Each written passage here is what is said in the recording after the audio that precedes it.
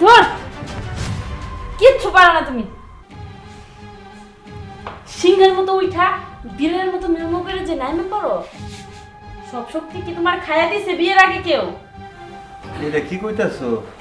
আমি তো একটু ট্রাই করতেছিলাম, আর এখন হয়তো আমার একটু সমস্যা, আমার খুব তাড়াতাড়ি শেষ হয়ে যায়, আস্তে আস্তে ঠিক হয়ে যাবে, ঠিক করতে করতে ঠিক হয়ে যাবে। আসলে আবার ট্রাই আর ট্রাই করতে হইব না, যা করছো না অনেক করছো।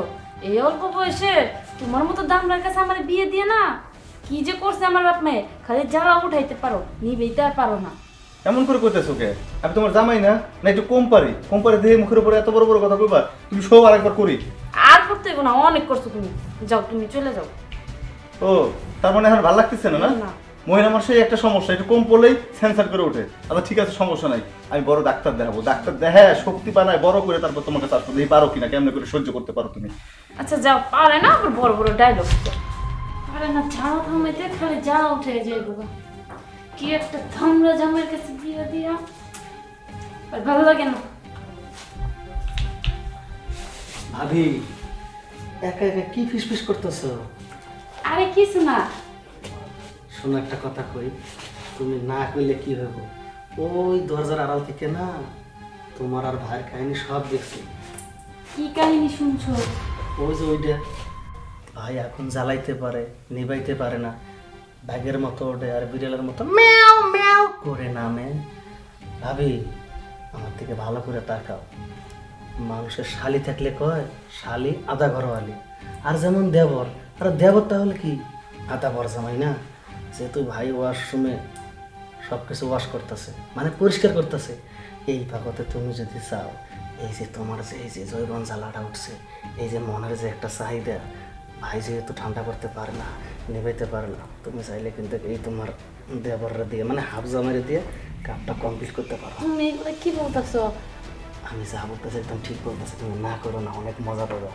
ভাইয়ের চাইতে আমি তোমার অনেক শক্তি নেব, বিশ্বাস করো। সত্যি কইতেছো? একদম সত্যি ভাবি, মিয়া বিবি রাজি, ক্রিয়া করে কাজ। পারবেশ, আরে ভাই তুমি এই কি করতেছিলি তুই? মানে মানে মানে মানে মানে করতেছিস কিসের জন্য? এই কথা কসলে কিসের জন্য? হ্যাঁ, এই জন্যই তো তুই আমার কইলি যে আমি বাঘের মতো উঠি আর বেড়ার মতো মেয়াও করে আমি চলে যাই। আমি রুম থেকে একটু বাইরে যাইতে না যাইতে তুই অকাম কম শুরু করে দিছিস আমার ভাইয়ের সাথে। আরে এই কি? হ্যাঁ, আমি তোর বড় ভাই না? হ্যাঁ, তোর কষ্ট করে বড় করছি না? বাবা মা মারা যাবার পর থেকে যে আমি কষ্ট করতেছি, কার জন্য? তোর জন্য না? তোর জন্য তো করতেছি। এই যে আমি বিয়ে করছি, হ্যাঁ, কত বছর বয়স হয়ে গেছে, তারপরে আমি বিয়ে করছি, আবার অল্প বয়সে আমি বিয়ে করিনি। তোর মুখের দিক তাকায়, আর আমি একটা ভালো খাবার খাইতে গেলে ওটা না খাই, আগে তোরে খাওয়াইতাম। হ্যাঁ, একটা শার্ট কিনতে গেলে আগে তোর জন্য কিনতাম ভালো একটা ড্রেস। তুই সে ভাই হয়ে কি করলি? হ্যাঁ, আমার সম্মানের পরে, আমার ইজ্জতের পরে হাত দিলে, নিজের ভাবির সাথে এরকম খারাপ কাজ করতে গেলি। ছি ছি ছি। আচ্ছা তুমি যাও, একটা কথা বলবি না, এই মুহূর্তে আমার বাড়ি থেকে বের হয়ে যাবে। আর একটা সেকেন্ড তোর মতো চরিত্রহীনা মেয়ের সঙ্গে আমি থাকতে চাই না। তোর তো অনেক বড় লাগে, অনেক টাইম লাগে, 1 ঘন্টা 2 ঘন্টা লাগে না? সেটা আমার দ্বারা হবে না। আমার দ্বারা হইলেও আমি তোকে ইচ্ছা করে দেইনি, তোকে বোঝানোর জন্য যে তোর চরিত্রটা ভালো কি খারাপ একটা দিনেই সেটা প্রমাণ হয়ে গেল। যা, চলে যা, তোর ডিভোর্স লেটার আমি 3 দিনের মধ্যে তোর বাপ মার হাতে পাঠিয়ে দিব। চলে যা। আচ্ছা শোনো না, টাচ করবি না। আমার মাফ করে দাও, আমি আর এরকম কাজ কোনোদিন করবো না, শেষবারের মতো আমার মাফ করে দাও। ভাই ভাবি ঠিক কথা কইছে, আসলে ভাবির দোষ নাই, যত দোষ সব আমার। ওই ঘরের বাইরে থেকে সব শুনছি তো, এই জন্য ভাবলাম যে আচ্ছা আচ্ছা হয়েছে, বুঝতে পেরেছি। আসলে ভুলটা যে তোরা দুজন করেছিস সেটাও না, ভুলটা আমার নিজেরও আছে। এই ভুলটা যদি নিজে শুধরাইতে পারতাম তাহলে আজকে এটাও দেখতে হতো না। এই যে বয়সে অনেক কম, তুমি ছোট, তোমাকে একটা বারের জন্য সুযোগ দিচ্ছি। নেক্সট টাইম যদি এই ধরনের কোনো উল্টা পাল্টা জঘন্যতম কাজ করো না, সাথ দিব না, মনে থাকবে? হ্যাঁ মনে থাকবে। আর যা, দোকানে যা।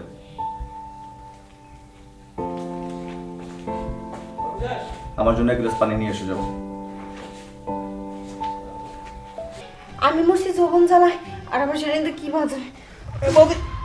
বৌমা, ও বৌমা, জি মা।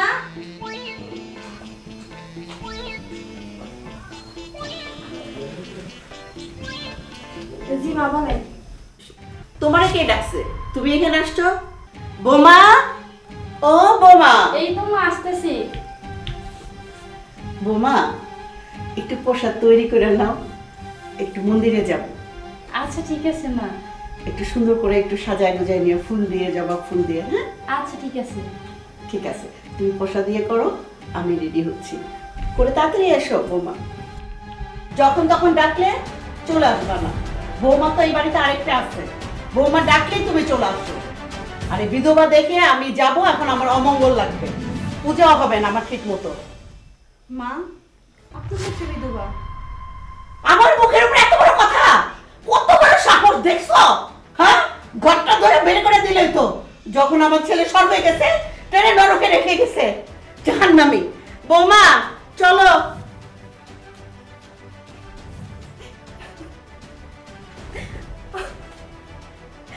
এই বাড়িতে সবাই সবার স্বার্থ নিয়ে থাকে, একটা বিধবার মনে যে কত জ্বালা কেউ বুঝতে চায় না, তাই আমার জ্বালা আমাকে মিটাতে হবে। ঠাকুরপো, এই ঠাকুরপো। আরে বৌদি, তুমি আমারে ডাকছো?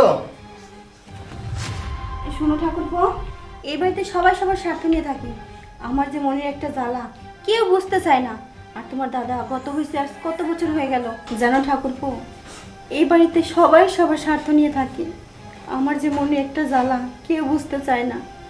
আর তুমি তোমার ঠাকুরপো, তুমিও বুঝতে চাচ্ছ না, তোমার দাদা কত হয়েছে, আজ কত বছর হইল, আমার যে মনে একটা চাহিদা আছে এটা কেউ বোঝে না। তুমি কি কিছু বোঝো না? বৌদি, তুমি যে কি বলেছো, তুমি আসলে কিছু বলতে চাওনি দেখে আমি কিছু বলিনি, তুমি যে কাউকে বলে দাও। এই যে তুমি বললা না দাদা গত হওয়ার পরে, শোনো, তোমার মনের কষ্ট, মনের জ্বালা যখন যা লাগবে খালি আমারে বলবা, এই ঠাকুরপো সব কিছু এনে দেবে। সত্যি তুমি আমার সব দিবা? সত্যি দেবো, একবার চেয়ে দেখো না। ঠাকুরপো, তাহলে তুমি আমার যৌবন জ্বালাটা মিটাই দাও না। আরে বৌদি, এইসব কি করতেছো? কি কইতাছি তুমি বুঝতে পারতেছো না? এমন করতেছো কেন? দেখো বৌদি, আমি ওরা ভাবছি তুমি সামরিক কোনো জিনিস চাইবা, এই যেমন তোমার শাড়ি, গহনা। আর দেখ, শাড়ি চুড়ি সেগুলো দিয়ে আমি কি করবো? আমি মরছি যৌবন জ্বালায়, আর আমার শাড়িতে কি বাজে? বৌদি, বৌদি!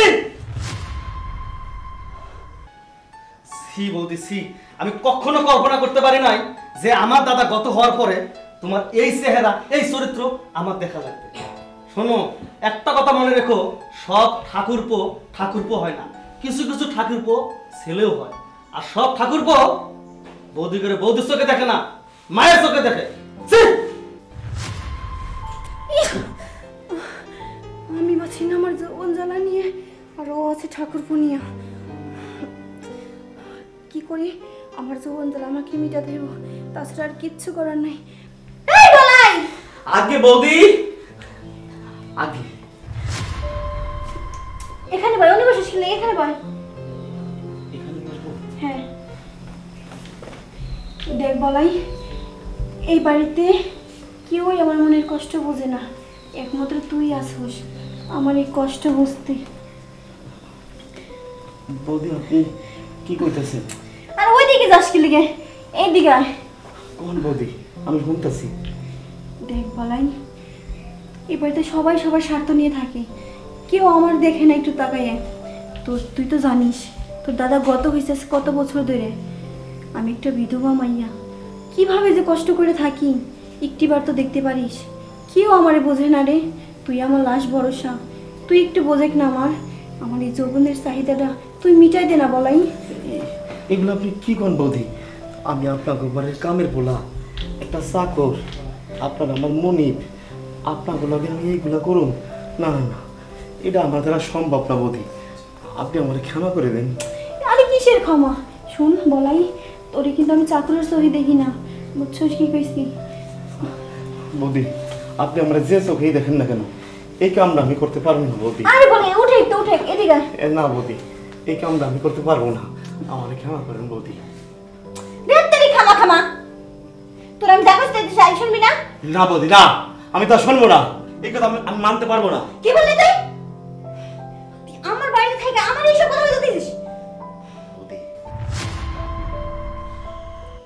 আমার হুকুম করেন। আপনি আমার মনিব, আমি আপনার চাকর। আপনি আমার একবার হুকুম করে দেখেন, কারো ধর থেকে মুন্ডুটা আলাদা করে আনতে হবো। আমি এক কোপ দিয়া ধর থেকে মুন্ডুটা আলাদা করে আপনার পায়ে এনে ফেলাবো। আপনি একবার আমার হুকুম করেন। আর জমি দখল করতে হবো। আমি আপনাকে পাড়া মহল্লায় যত জমি আছে সব জমি দখল কইরা আমি আপনার নামে লেখা দিতে পারি। আপনি একবার আমার হাতে একটা পিস্তল দিয়া হুকুম করেন যে টাকা পয়সা টাকাতি করে আনতে হবো, ছিনতাই করে আনতে হবো, আমি সব পারবো। কিন্তু বুঝি এই কামটা আমি পারুম না। আমি হিজড়া, আমি একটা হিজড়া।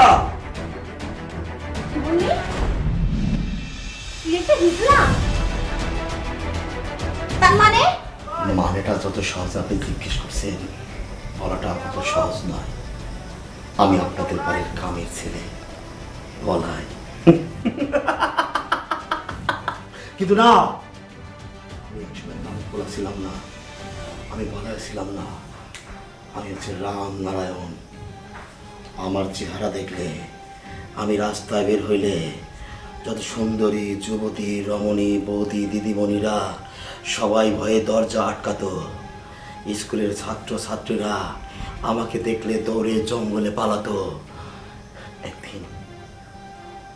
একদিন আমি কি করেছিলাম জানেন? কি করছো সে তুই? আমার ছিল অনেক বড় ক্ষমতা। আমি ছিলাম একটা এলাকার ডন, টপ টেরার। আমার উপরে কেউ ছিল না। আর সেই ক্ষমতার অপব্যবহার আমি এমন ভাবেই করেছিলাম, ছোট্ট একটা স্কুল ছাত্রী রাস্তা দিয়ে যাচ্ছিল, কুটকুট করে ব্যাগ ঘাড়ে নিয়ে কি সুন্দরভাবে মিষ্টি চেহারা নিয়ে হাঁটতেছিল। আর আমি আমার দানবের মতো চেহারা দিয়ে তাকে কোলে করে নিয়ে বাস পাকে নিয়েছে। তাকে আমি ধর্ষণ করে জীবনের তরে শেষ করে দেই। এতে কি বলছিল নাই? শেষ না, এখানেই শেষ না বৌদি। তারপর পাড়া মহল্লার সব মানুষ আমার উপরে খেপে যায়, মানে আমার পাপের সহজার পড়ে যায়। সবাই আমাকে ধরে আমার পুরো সঙ্গটা একটা ইটের পরে রেখে আর একটা ইট দিয়ে কি যন্ত্রণা।